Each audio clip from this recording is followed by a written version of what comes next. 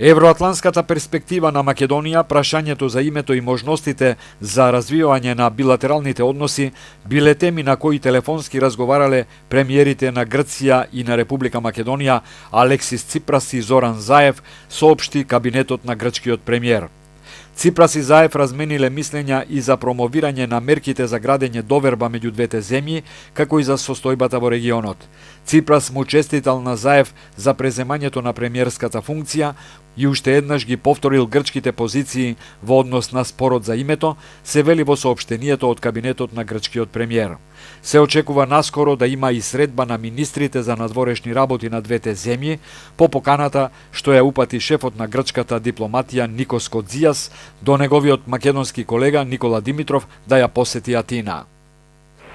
Соединетите американски држави остануваат пријател на Македонија и поддржувач во преговорите за влез во НАТО, изјави американскиот амбасадор Джес Бейли по повод проектот на USAID партнерство за подобра бизнис регулатива.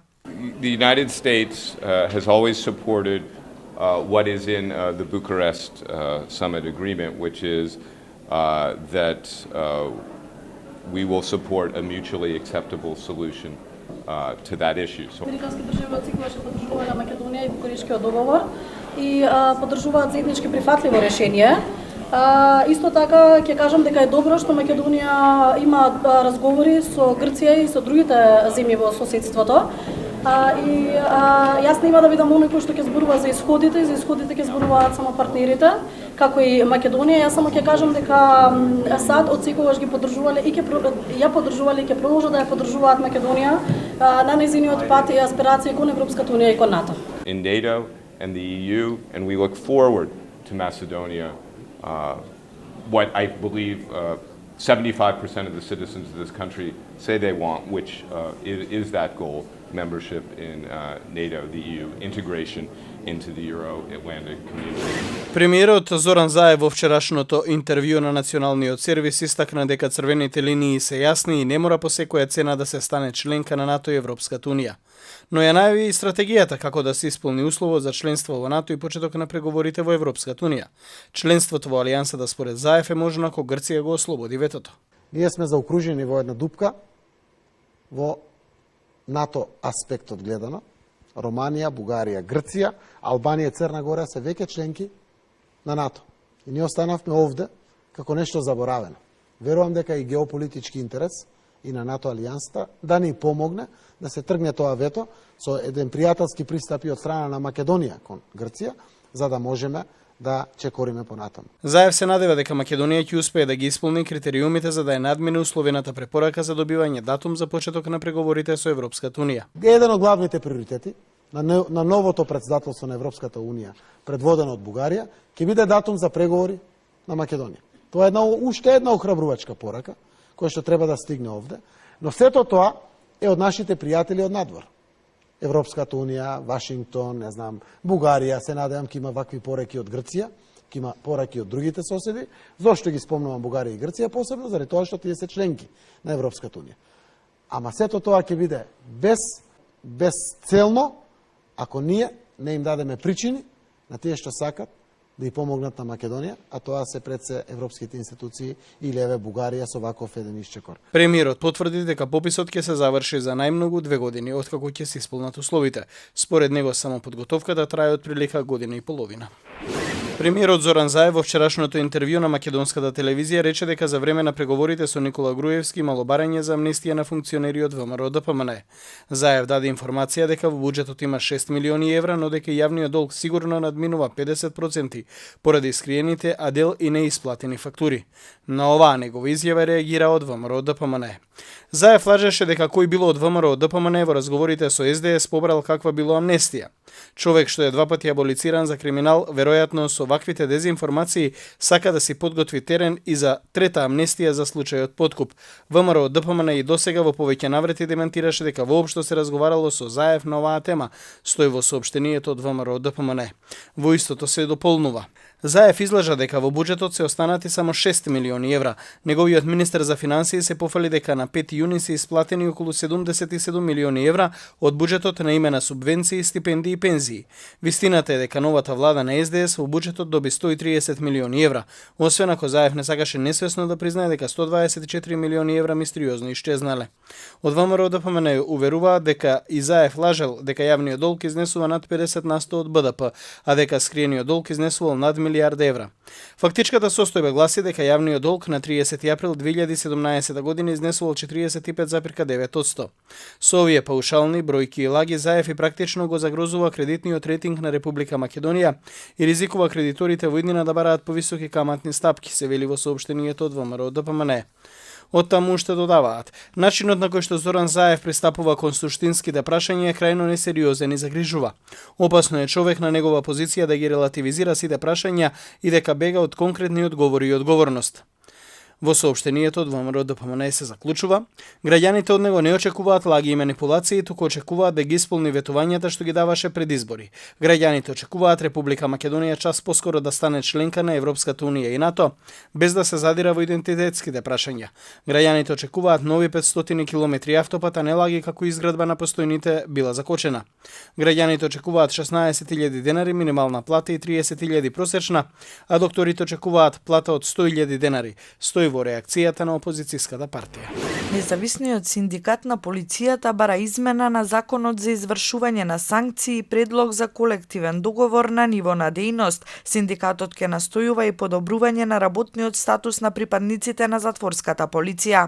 Впрочем, на последните состаноци на Гранскиот независен синдикат прецизирани се десетина точки за што синдикатот ќе настојува за подобрување на работниот статус на припадниците на затворската полиција и администрација, тоа се следните. Додаток за посебен услов на работа да биде за 30%, кој сега гласи до 30%. 2. Додаток за овластување и овластени службени лица наместо 0 да биде од 20 до 30. Сега немаат таков додаток. Заминување во пензија со вкупен стаж од 40 години сега е со 57 возраст или е со молба, односно со лично барање на припадникот на затворска полиција и администрација по 55 години старост. 4. Зголемување на отпремнината при заминување во пензија. Со законските измени на ЗИС, припадниците на затворската полиција како овластени службени лица се ставени во неравноправна положба во однос на другите овластени службени лица, се вели во соопштението на синдикатот. Синдикатот вели и дека вработените во македонските затвори треба да се вклучат во синдикалните комисии. Владата во наредниот период ќе се заложи за обезбедување што поголем обем на работа на македонските железници, а ја разгледува и идејата за либерализација на железничкиот транспорт, изјави денеска вице-премиерот за економски прашања Кочо Анѓушев, презентирајќи го постигнатиот договор со машинскиот персонал за прекин на блокадата на железничкиот сообраќај. Според договореното, како што информира министерот за транспорт и врски Горан Сугарески, со синдикатот на машинскиот персонал, коефициентот на сложеност на работното место ќе изнесува 2,85, а висината на додатоците за плата за прекувремена работа, ноќна работа, работа за викенд, ќе се исплаќа повторно како на износот од предстапувањето во сила на антикризните мерки. Барањата поради кои машиновозачите во изминатите 2 дена го блокираа домашниот патнички и товарен сообраќај, според Анѓушев, биле легитимни.